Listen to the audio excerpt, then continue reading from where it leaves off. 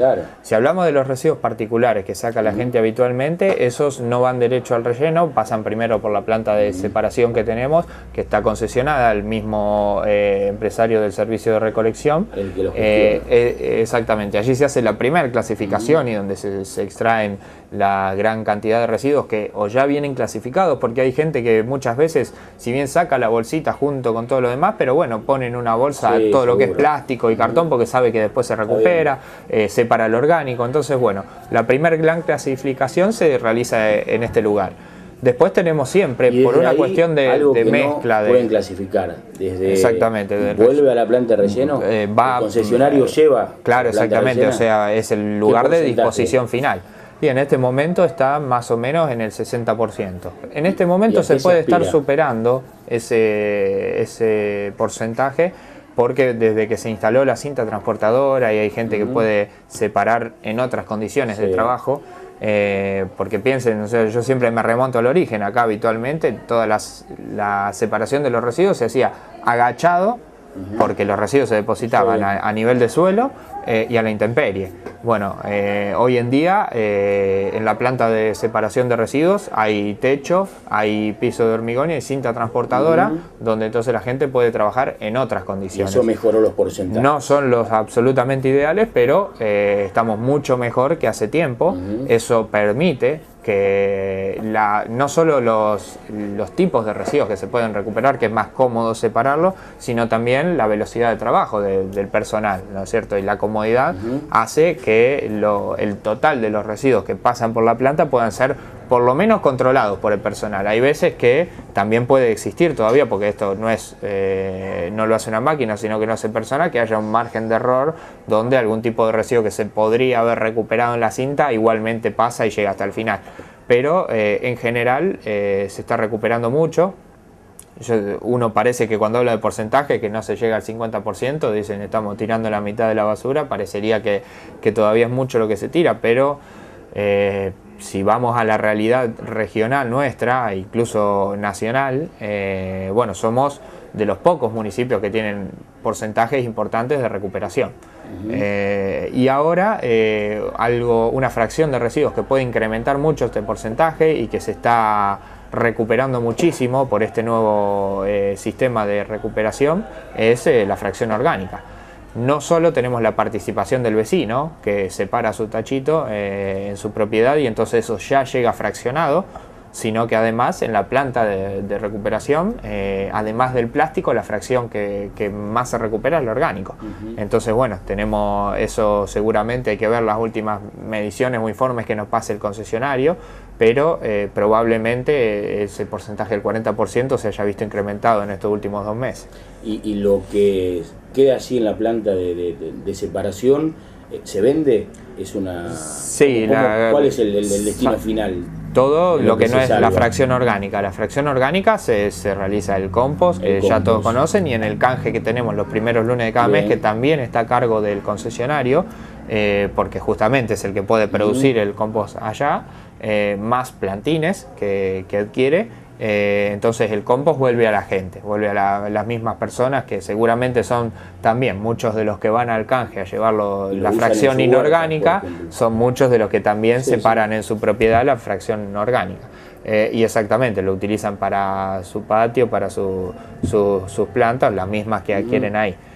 Así que esa fracción vuelve a la localidad. Y después todo lo que es inorgánico sí tiene un valor comercial que en algunos casos se vende directamente y en otros necesita de un proceso como por lo menos una compactación, alguna limpieza. ¿Y cuál es el destino? Superficial.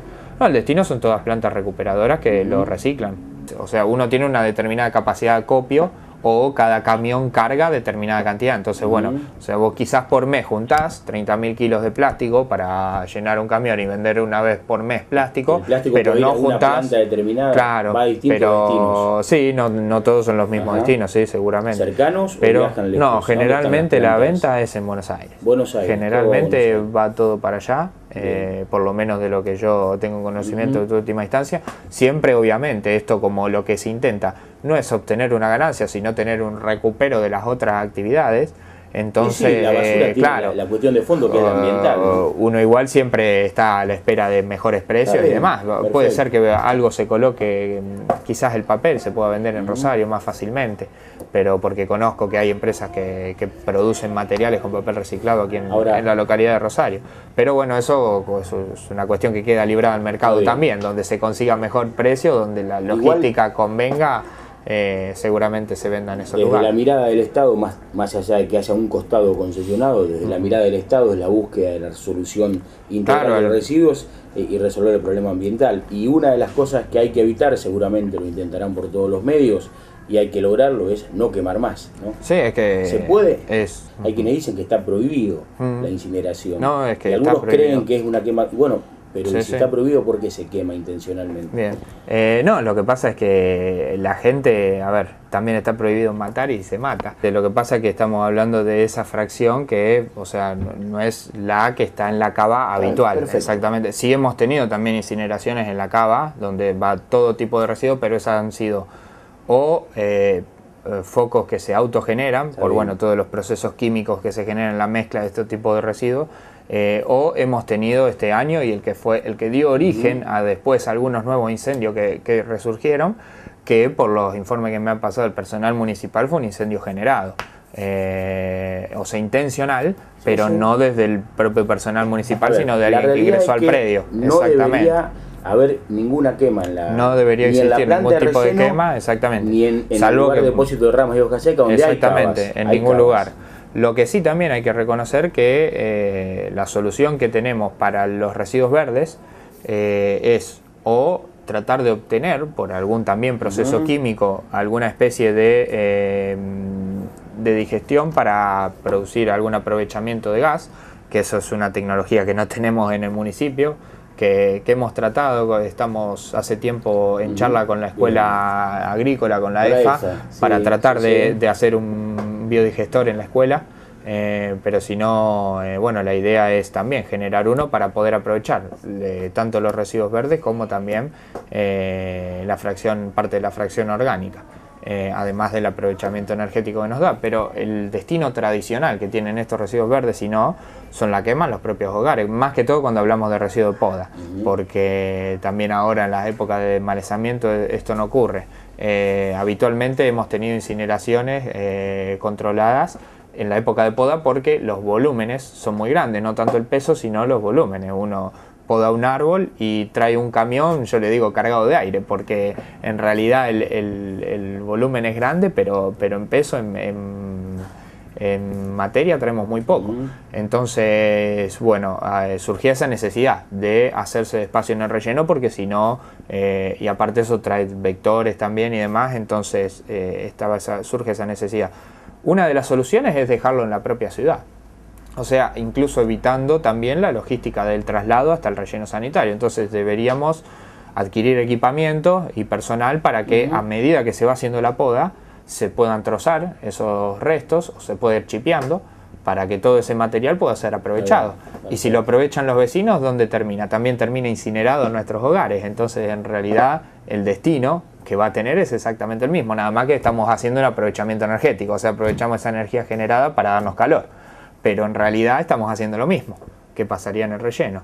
Y si no, otra cuestión también es poder chipear todo lo que ingrese en el relleno para, si la gente no lo aprovecha, aprovecharlo también en el proceso de generación del abono, del compost. La idea es obviamente llegar a... hemos analizado mucho este tema con imágenes, haciendo la cobertura periodística, incluso has estado muchas veces allí en el lugar cuando se incendiaba. Digamos, indudablemente todos tenemos responsabilidad, Uriel, ahí. Lo que uno ve que a veces a los carros municipales suben de todo. Claro. Y eso después termina siendo las cavas donde se quema, o se forma un basural paralelo, y lo hemos visto, con un incendio de proporciones donde se estaba quemando de todo. Bueno, justamente lo que va a apuntar a reducir esta medida es trabajar sobre este aspecto. O sea, el empleado municipal ahora, cuando está recorriendo con el carro, no va a levantar, sube todo. No, pero también a veces había una cierta desatención del trabajador de También porque el relleno no estaba organizado, entonces al no estar organizado también había una cierta despreocupación, se tiraba todo en el mismo lugar y pasaba después estas cosas que fuimos a ver. Ahora se han hecho boxes, cada material va a tener un destino específico, un espacio específico, y entonces la idea no es separar, sino que no mezclar. O sea, si los residuos cuando nosotros vamos a buscar a la vía pública, tenemos pasto por acá, tenemos escombro por acá, tenemos una cocina por acá, cuando cargamos en el carro no hay que tirar una cosa arriba de la otra, sino una al lado de la otra, para que después cuando se descarga en el relleno también se descargue una al lado de la otra. Digamos, es una responsabilidad más que se carga sobre los empleados. No, ahora con este sistema, no, yo hablaba del pasado.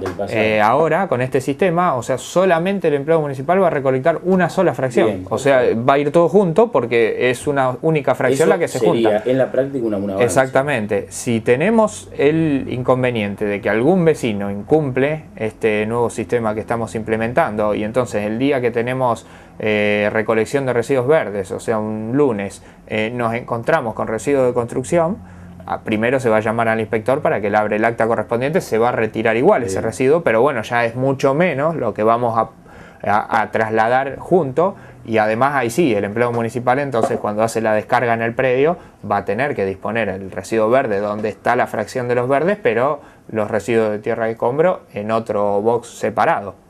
Y no todo junto como a veces podía llegar a ocurrir.